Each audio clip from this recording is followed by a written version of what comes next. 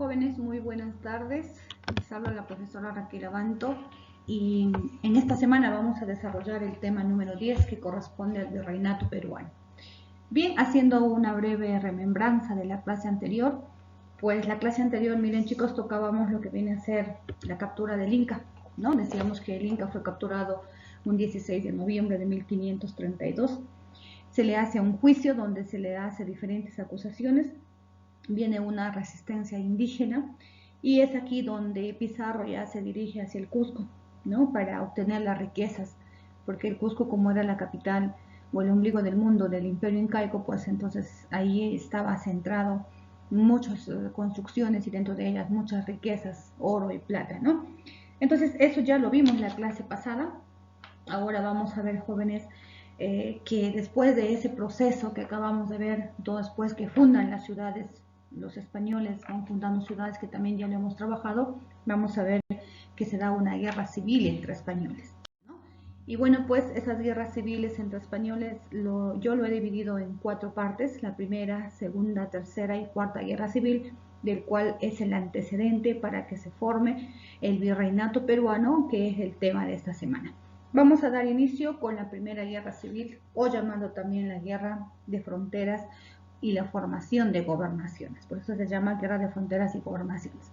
Bien chicos, entonces esta primera guerra civil, llamada así porque es el enfrentamiento que sucede entre españoles por muchos motivos. Vamos a ver cuáles son esas causas. Pues antes de ver las causas, esta guerra civil la primera guerra civil dura entre 1537 y 1538, y una de las causas inmediatas pues que da origen a todo este proceso fue la capitulación de Toledo, ¿no? Recordando que se firmó el 26 de julio de 1529 pues entre la reina Isabel de Portugal y el rey Carlos V, ¿no? Es aquí donde se le establece a Francisco Pizarro ciertos honores, ciertos títulos con el que él viene a conquistar el imperio incaico, el Tahuantinsuyo, ¿no? Entonces esto es el motivo, la causa, la razón fundamental para que se dé este proceso de guerra civil entre españoles, ¿no? La segunda causa tenemos ahí la posición del Cusco, ¿no? Es decir, toda la gente de Pizarro va a apoderarse del Cusco porque la ambición fue tan grande de ellos que iban en busca de las riquezas, del oro y la plata, ¿no? Ahora, ¿qué sucede a esto? Pues se suma otra causa, ¿no? Que es Pedro de Alvarado, quien fue capitán de la conquista de México, viene al Perú. Al enterarse que ya se había encontrado el Tahuantinsuyo y se había descubierto, entonces viene al Perú a saquear las riquezas. Y bueno, pues él viene a saquear las riquezas de la parte norte de Quito exclusivamente y fracasa porque aquí no encontró riquezas. Entonces, cuando Pedro de Alvarado viene, pues se da un enfrentamiento también con los españoles que ya estaban en el Perú, ¿no? Y a eso también se suma que, bueno, pues los hermanos de Pizarro que ya hablábamos, que vinieron con él, entre ellos, ¿no?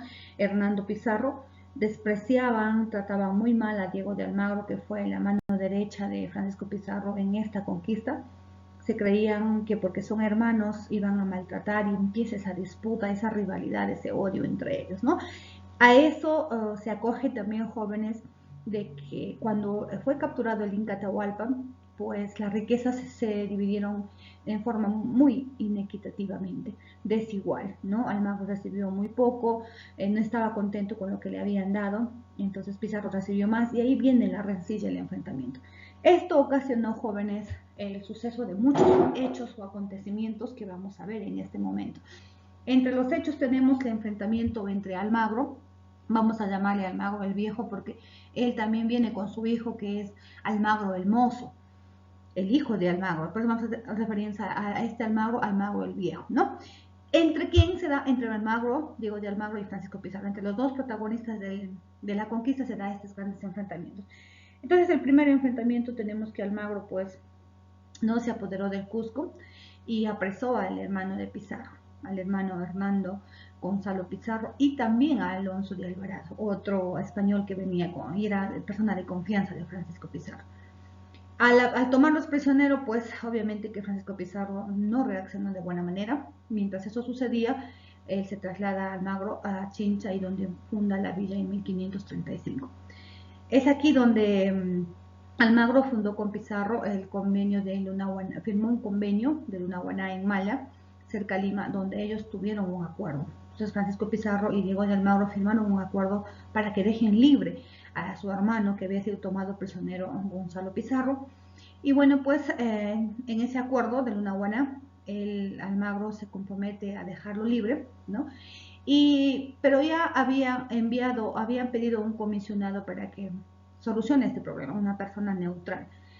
Pizarro violó el tratado y le declara la guerra a Diego de Almagro. Esa batalla se conoce con el nombre de la batalla de las Salinas o la famosa batalla de Cachipampa en Cusco, que se da en el año de 1538, ¿no? Entonces, en esta batalla de las Salinas, miren, las tropas de Hernando Pizarro y Gonzalo Pizarro se enfrentan, ¿no? En este lugar.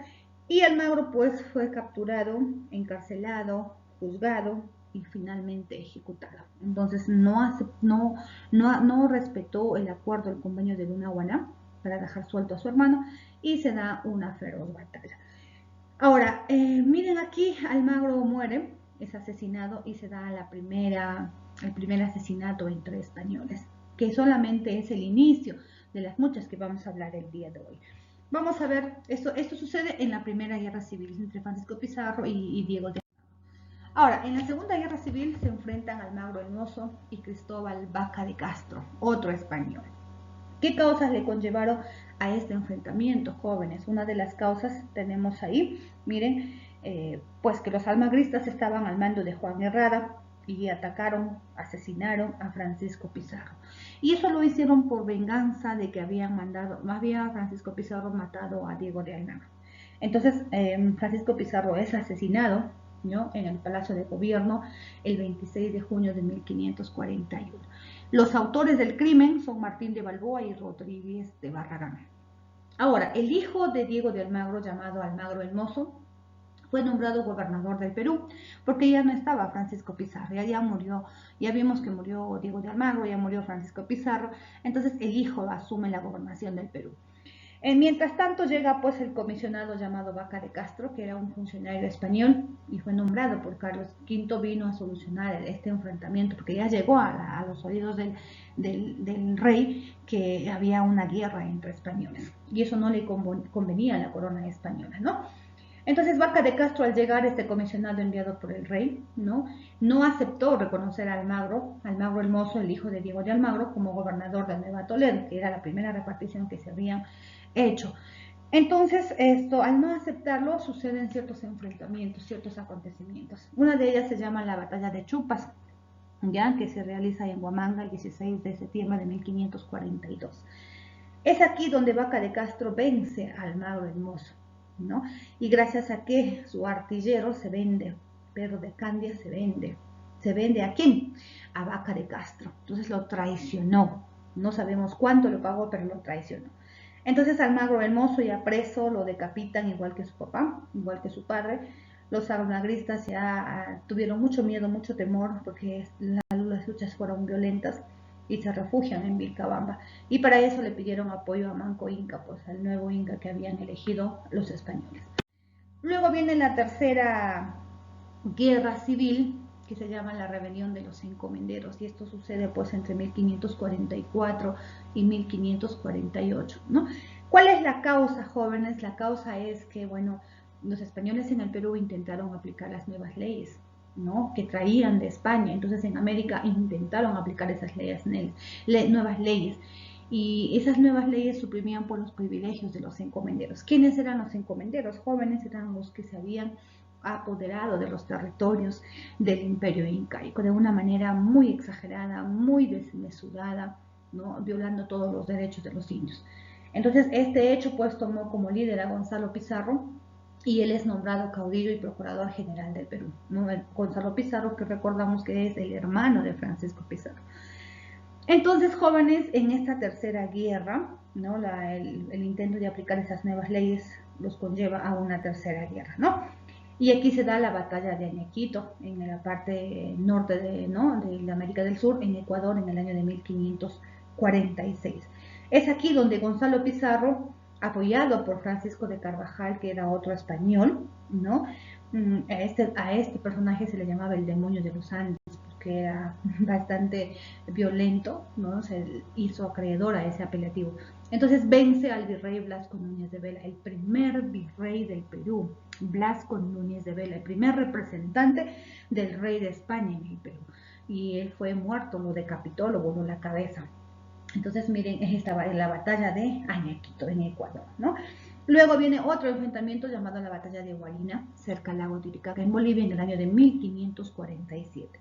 Es aquí, jóvenes, ya en esta batalla de Guarina, ya, Francisco de Carvajal vence a Diego Centeno, ¿no? Entonces, Diego Centeno se levantó en defensa del virrey, que había sido asesinado, de Blasco Núñez de Vela. Se levantó, quiso hacer justicia, y fue pues vencido por Francisco de Carvajal, ¿no? Entonces este virrey, este español Diego Centeno logró huir, no lo decapitaron, no lo mataron, que logró huir, ¿no? Mientras tanto, bueno, se manda otro intermediario para pacificar, el pacificador Pedro de la Gasca viene al Perú para dar solución a estos enfrentamientos que no terminaban, sino continuaban y cada vez se iban empeorando más. Se da la batalla de Huanta o la batalla de Jaquijahuana en Cusco en el año de 1548, ¿no? Bueno, aquí Pedro de la Gasca vence a Gonzalo Pizarro, ¿no? Y Gonzalo Pizarro estaba aliado con Francisco de Carvajal, ya ambos fueron decapitados, entonces ya no estaba tampoco en las manos de Francisco Pizarro. Bueno, pues viene una cuarta guerra civil que se le conoce como la rebelión de los insatisfechos, ¿no? O la guerra del resentimiento social. ¿Qué causas originaron a esta cuarta guerra civil? El mal reparto de los territorios, el mal reparto de las encomiendas, ¿no? Y el intento de la audiencia, ¿ya? Entonces aquí se forman las famosas audiencias, ¿no? Y bueno, pues lo que se busca es suprimir el servicio personal de los indios, que la Gasca había, miren, recompensado a quienes sirvieron con fidelidad al rey, ¿no? Las personas que habían servido con fidelidad al rey, él los había recompensado de una manera y ellos quisieron eliminarlo. Entonces aquí se da Francisco Hernández de Girón, llamado así, de Girón o Girón, no, se enfrenta a la Real Audiencia, que era una institución establecida en el Perú. Entonces Francisco Hernando de Girón se enfrenta a la Real Audiencia de Lima, ¿no? Entonces se da la batalla de Chuquinga, en esta batalla de Chuquinga que se da en Apurímac, cerca al Cusco, Girón derrota a Alonso de Alvarado. Entonces, miren, fue derrotado ya Alonso de Alvarado. Y se da también la batalla de Pucará en Lampa, en Puno, en 1544, donde aquí Girón pues se enfrenta a la Real Audiencia y con su gran ejército, y Pablo Meneses vence a Girón. Entonces Girón también es vencido, logró huir, pero fue apresado más adelante en Jauja y ejecutado en Lima, ¿no? Por el desacato que cometió. Entonces miren, chicos, estas guerras cada vez se fueron agudizando cada vez más, ¿no? Y bueno, las consecuencias de estas guerras lo tenemos ahí, desaparecen ya los líderes en el Perú, ya no existía guerra, la gente tenía mucho temor, los indios tenían mucho miedo, los líderes de los indios también tenían mucho miedo porque las guerras civiles fueron sangrientas, tenían miedo de morir de esa manera. Se debilita también los encomenderos, los dueños de las tierras que se habían repartido en América. Y bueno, la monarquía española se impone. Entonces las leyes de Europa se imponen, perdiendo la credibilidad de las leyes del indio en el Perú. Se da el fin de las gobernaciones también en el Perú y se da el despoblamiento en el Perú. ¿Ya? ¿Por causa de qué? Por causa de los maltratos, de estas guerras que había muchas muertes, utilizaban a los indios para sus enfrentamientos. Entonces se va disminuyendo de una manera muy considerable la población del nuevo virreinato del Perú. Bien. Ahora sí, jóvenes, esas causas, ¿no? Que suceden antesalen por aquí. Las atribuciones legislativas, ¿no? Miren, también tenemos otros casos aquí, ¿no? Que era legislar, ¿no? Legislar a través de las leyes que así eran elaboradas, ¿no? Ahora vamos a ver, esos son lo que corresponde a los organismos centrales, el rey y el Consejo de Indias, Intendencia de Puno. Y eso ya lo vimos, pasó a las famosas audiencias. El que gobernaba estas intendencias ya se llamaba el intendente, la máxima autoridad, ¿no? ¿Qué funciones cumplía? Cumplía las funciones militares, administraba justicia en todo lo que le pertenecía dentro de su jurisdicción, cobraba los tributos, los impuestos y vigilaba la marcha de la Real Audiencia. Luego tenemos los cabildos o ayuntamientos, que eran, ¿qué cosa? Ya eran instituciones que gobernaban las ciudades, ¿no? Instituciones que gobernaban las ciudades. Ahora, como por ejemplo, le he puesto ahí una comparación parecida a las municipalidades, y era constituido por dos alcaldes, ya, dos alcaldes ordinarios, pero lo acompañaban varios funcionarios, ahora como por ejemplo regidores, ¿no? Y eran nombrados al comienzo por el rey, luego comprobaban el cargo o por recompensa, compraban el cargo. Entonces, primero los eligió el virrey, luego ellos, los que tenían dinero, podían ser alcaldes, por eso dice que compraban el cargo, y luego esto, ¿no? Por recompensa de repente algún funcionario, una amistad, los daban ese cargo, ¿no? Y bueno, pues esto tenían funciones, es decir, judiciales y administrativas. Dentro de la siguiente institución local tenemos a los caciques, quienes gobernaban una comarca, que era mucho más pequeña que las ciudades, ¿no?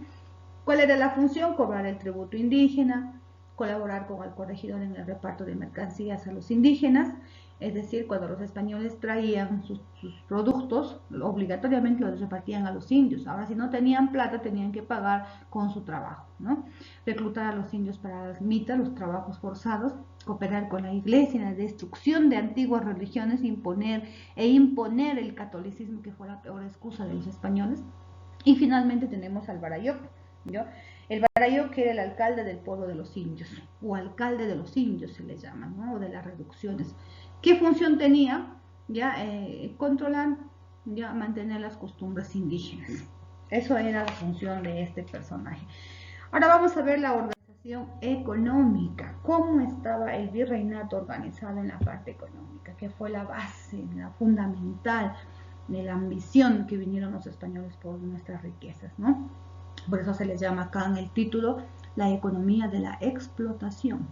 ¿Qué características tenía? Bueno, pues para hablar de estos jóvenes de la organización económica, ¿no? Bueno, se sabe que la tierra era propiedad privada, es decir, en beneficio de una minoría, ¿no? Mientras que la mayoría pues quedó en condición de siervos, sujetos a trabajos forzados, casi gratuitos, ¿no?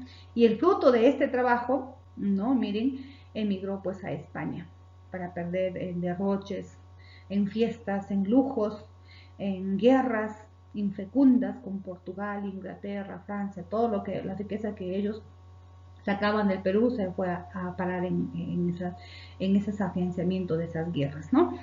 La introducción de la moneda también, se dio la ordenación del comercio, se dio la recaudación de los tributos aquí, los gravámenes traen nuevos elementos al Perú y la aparición de fortunas privadas. Muchos se enriquecieron con nuestra riqueza. Por eso vamos a ver las características. Fue una economía de explotación, una fuerza de trabajo indígena gratuito, ya es lo que se llama el vasallaje, ¿no? Se dio el mercantilismo, ¿no? Que es una política económica en España hacia sus colonias basada en la extracción del oro y la plata, ¿no? Entonces las minas en el Perú eran explotadas por los indios. Entonces se comercializó la producción en la época del virreinato, ¿no? Y las minas eran las administradas por los españoles. Como ellos decían que nosotros les hemos conquistado, son nuestras colonias, todo es nuestro, nos pertenece. Y es más, los indios tenían que pagar por agradecer a los españoles por habernos conquistado. Se da el intervencionismo también, ¿no? Que es la intromisión de la corona en forma absoluta en la economía del virreinato. Miren, España reglamentó la industria en sus colonias, restringió el cultivo, por ejemplo, de algunos productos como la vid, el olivo ya no se sembraba porque todos se dedicaban a saquear las riquezas, ¿no? Se prohibió también las manufacturas con el fin de evitar la competencia con la metrópoli, ¿no? Es decir, con España, porque en muchas ocasiones superaron a los trabajos de España, como por ejemplo los mejores tejidos. Se dio el exclusivismo, es decir, solamente España podía comercializar con el Perú. No permitió a otros países, lo que se llama el monopolio comercial, ¿no? Ni siquiera se permitía comerciar entre virreinatos, menos con otros países, imagínense. Y bueno, pues aquí se crean instituciones como la primera, la Casa de Contratación de Sevilla en España, que fue un organismo creado por la monarquía española en 1503 y quien lo crea es el rey Carlos V, ¿no? ¿Para qué se crea esta institución, jóvenes? Para resolver contemplar asuntos del descubrimiento, ¿no? Y sobre todo el desenvolvimiento comercial en las tierras de ultramar, es decir, entre las colonias. Entonces, esta Casa de Contratación de Sevilla era para controlar eso, todo lo que es el comercio entre España y el Perú, ¿no? Supuestamente el objetivo era reglamentar y controlar, pero en sí era para aprovechar las riquezas. Estableció pues los únicos puentes para comercializar, ¿no? Que eran los puentes de Sevilla, ¿ya? El de Cádiz, España también. En América tenemos en México a Veracruz, tenemos el principal puerto en el Perú, el Callao como puerto de tránsito, los de Cartagena en Colombia y de Portobelo en Panamá, ¿no? Entonces todos esos puertos eran ya establecidos para transportar las mercancías, ¿no? Anualmente partían dos convoyes, ya, que eran grupos de naves escoltadas con sus servicios de vigilancia para evitar la piratería, ¿no? Eran por buques de guerra, imaginan. La flota se dirigía a Veracruz, ¿no? Galeones se iban a Cartagena, es decir, Colombia, y luego a América Central, a Panamá, y de allí venían hacia el Callao y viceversa, ¿no? Entonces, al venir traían todo lo que son productos de España para colocar a los indios, y al irse llevaban nuestras riquezas como el oro y la plata. Y no lo llevaban en bruto, sino a través del oro en barras, porque ya eran fundidos en el Perú, ¿no? Las funciones, pues, de esta institución, que eran organismos encargados de contemplar y resolver los asuntos de descubrimiento, problemas también que se den, ¿no? Entre las colonias. Y por lo tanto registraba todo lo que salía. La entrada, la salida de barcos, de navíos, de productos, registraba las migraciones hacia América también, quienes salían, por qué salían, si querían daban los pases, si no querían no daban los pases, ¿no? Entonces fue el Centro Técnico Marítimo, ¿no? Y también aquí se organizó, se preparó mapas y cartas de navegación. En cambio, el Tribunal del Consulado se crea, jóvenes, fue un juzgado más o menos privativo que se dedicaba al comercio marítimo entre el virreinato peruano y España. Pero esto fue creado a fines del siglo XVI, que fue reglamentado por el virrey Francisco de Borja, ¿no? Este príncipe de Esquilache, que se le llama así, ¿no? Pues agrupaba a todos los comerciantes del virreinato, ya inclusive a los más poderosos, ¿no? Y representaba los intereses de los comerciantes frente al Estado. Entonces fue conformado por un prior, ya ahí está, un prior, dos cónsules, un abogado y un escribano, ¿no? Entonces todos ellos representaban al Tribunal del Consulado. Las funciones que tenía este tribunal, jóvenes, era pues organizar el envío de la Armada del Sur. Partían del Callao con la plata, las minas hacia Panamá, y de allí hacia la feria de Portobelo en Panamá, y regresaban con productos europeos, ¿no? Entonces armaban naves, controlaban a los embusteros, a los piratas, todo estaba controlado por ellos. Y las principales actividades económicas en el virreinato, jóvenes, en parte económica, ¿qué cosas hacían? ¿Qué actividades realizaban? Ahí tenemos la minería, fue la principal actividad por la gran riqueza que tenía en el Perú, ¿ya? Debido a la abundancia de los minerales, a la mano de obra barata, ¿no? Y explotada también, ¿no? Entonces el primer productor mundial de plata en el siglo XVI y el siglo XVIII fueron, por ejemplo, las minas en el Perú. Ahí tenemos la mina de Potosí, que fue descubierta en el año de 1545, el yacimiento de plata más grande, no solo del Perú, sino también en el mundo. Luego tenemos a Cerro de Pasco, otro centro también donde se sacó mucho mineral, ¿no? Tenemos a Caylloma, Huancavelica, Huancayo. Entonces, ese trabajo era bastante tedioso, bastante forzado. Trabajaba muchas veces doble turno, de noche y en la mañana, sin descanso, ¿no? Y se impone un tipo de, miren, un tipo de forma de los que no querían ir a trabajar en las minas, porque muchos morían ahí. El mineral es bastante tóxico. Trabajaban en condiciones infrahumanas, bajo la explotación, bajo el látigo. Se implantó la mita faltriquera, es decir, tenían que pagar 120 pesos, que correspondía a trabajo de 3 años, los que no querían ir a trabajar. Pero como los indios eran pobres, no podían. Entonces, ¿qué les quedaba? Ir a trabajar en las minas, ¿no? También en lo que es la industria textil, los famosos obrajes jóvenes, era otro trabajo bastante esclavizante. Ahí tenemos los centros de producción ubicados en la sierra y algunos en la costa. La mayoría estaba en la sierra. Sus propietarios eran encomenderos, gente que tenía dinero, es decir, españoles, funcionarios, curas, caciques. Y en la mitad obrajera trabajaban niños de 5 años, ¿ya? Muchas veces hasta 9 horas diarias, en condiciones insalubres, no había higiene, mal comidos, mal alimentados. Entonces a los indios se les daba vacaciones 30 días y muchos de ellos ya no regresaban a su trabajo, huían, pero eran perseguidos hasta que los encuentren por unos personajes llamados los guatacos, o llamados, que les decían los negros, ¿ya? Y eran castigados cruelmente, salvajemente, ¿ya? Luego tenemos la agricultura, que fue decadente, no dedicaron mucho a la agricultura por el abandono del campo a la minería, ¿no? Y la falta de libertad para cultivar, no les permitían, les mandaban más a la minería.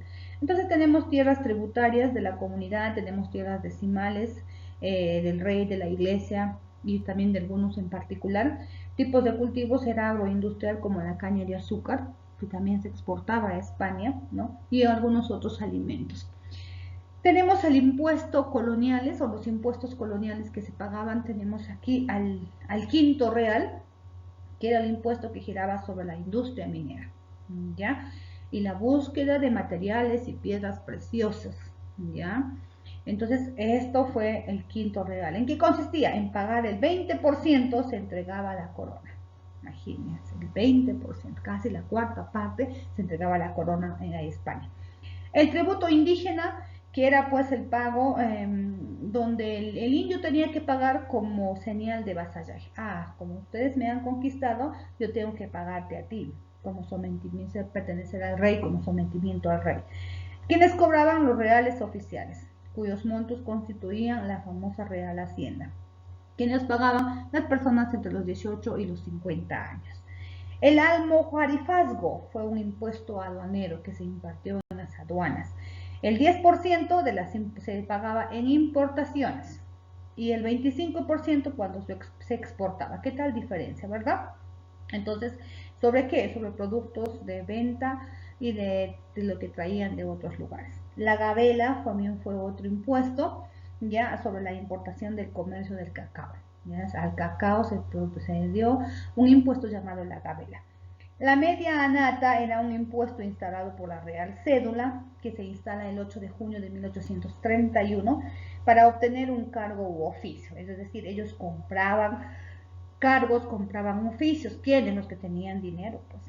Y correspondía a la mitad del sueldo por un año en el ejercicio de un cargo.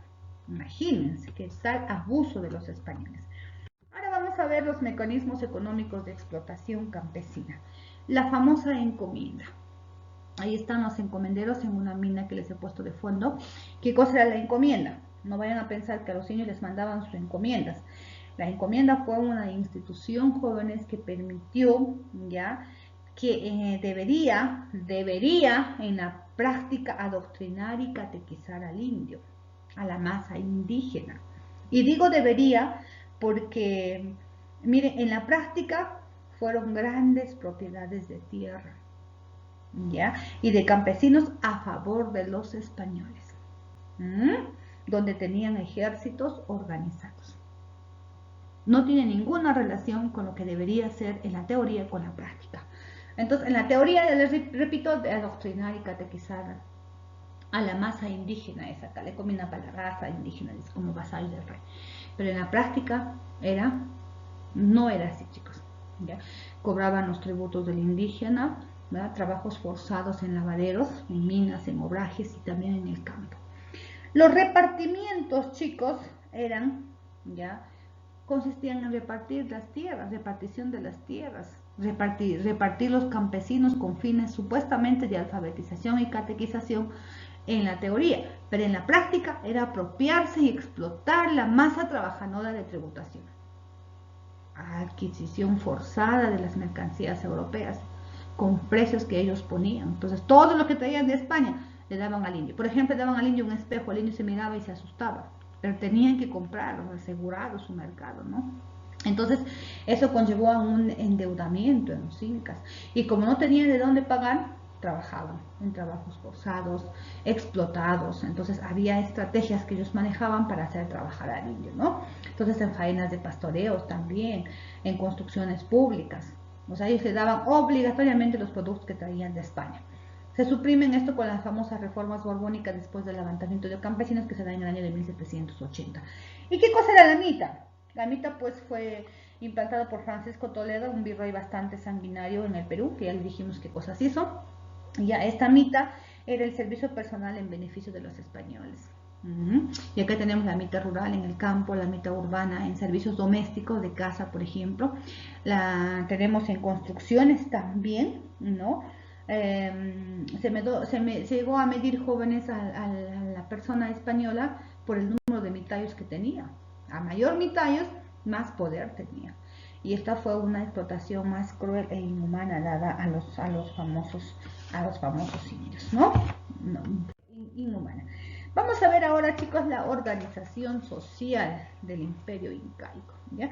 Miren que el imperio incaico se dividió en clase alta y clase baja.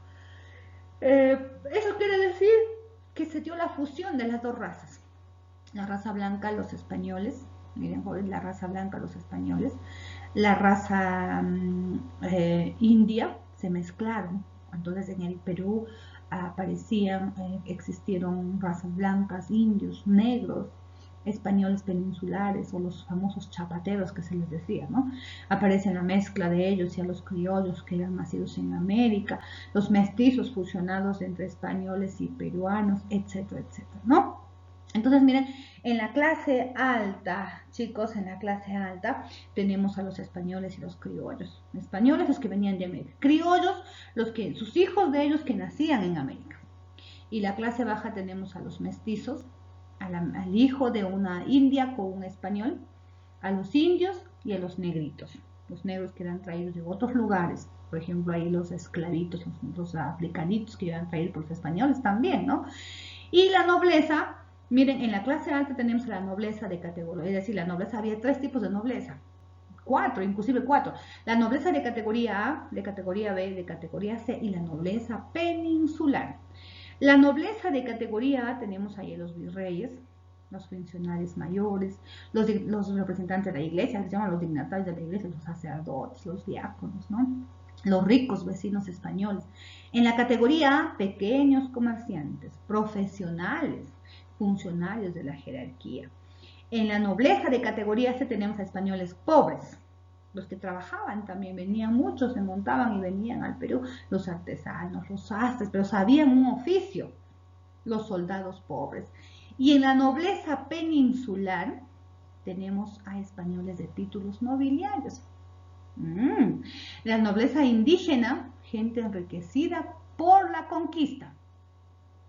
Los que tenían títulos nobiliarios, quiere decir que tenían algún cargo, ya eran funcionarios. Y en la República de Españoles tenemos a los nacidos en España y sus descendientes en América, ¿no? Ahora, en la República de Indios, jóvenes, ya los indios tenemos ya pues, ahí tenemos castas y tenemos negros, la raza aborigen, el indio, nuestra raza, nuestro origen, ¿no? Los mestizos y negros en la periferia, sin régimen, sin ubicación social, los más maltratados, los negritos, ¿no? Y en las castas tenemos mestizo, tenemos al cholo, al tente, al mulato, al sambo y al chino. Por ejemplo, acá jóvenes, un mestizo, un hijo de un español con un indio, ¿ya? Español más indio nos da un mestizo, ¿no? Los mestizos, el mestizaje, esa fusión de esas dos culturas, el indio más el español. Ahora, si se mezcla un mestizo, ¿ya? Con un indio, da un cholo. Si se mezcla un cholo con un indio, da un tente. Si se mezcla un blanco y un negro, un mulato. Y si se mezcla un negro y un indio, ¿qué cosa dará? Un sambo. Sale quemadito ya, pues, ¿no? Y si se mezcla un sambo ya con un indio, sale chino en la vuelta. Entonces esa es la mezcla de las castas. Y entre los negros también tenemos tipos de negros, por ejemplo el bozal, así le llamaban el costal de huesos, era un tipo de negros flacos, parecían que ellas los huesos se notaban. El alma de boca era otro tipo de negro, el palangana, el cimarrón también, tipos de negro. Entonces, así estaba dividida la sociedad en el virreinato. Ahora vamos a ver la educación en la colonia. Jóvenes, la educación en la colonia. Miren, la educación en la colonia tiene ciertas características. Entre ellos tenemos que fue clasista. ¿Por qué? Porque solamente se podían educar los de las altas clases sociales. El pueblo no se educaba. Lo que en el imperio incaico sí se educaban con los padres, ¿no? El hijo con el varón, la mujer con su mamá. Acá no se educaban. Entonces, ¿estuvo a cargo de quién? Del clero. Ahí están los dominicos, los mercedarios, fueron los primeros maestros en la época del virreinato, ¿no? ¿Qué cosas existían? Existían colegios, existían escuelas, ya colegios conventuales, y los jesuitas son los que fundan los primeros colegios secundarios, no se olviden, los jesuitas, ¿ya? Y también escuelas superiores. Entonces miren acá, y tenemos un gran privilegio que acá en el Perú se funda una de las universidades más antiguas de América del Sur, que es la Universidad Mayor de San Marcos, en 1551. ¿Ya? Y esta universidad, jóvenes, ya pues es una de las más famosas, una universidad estatal más reconocidas, con gran prestigio, no solamente en el Perú, sino también en el mundo, ¿no?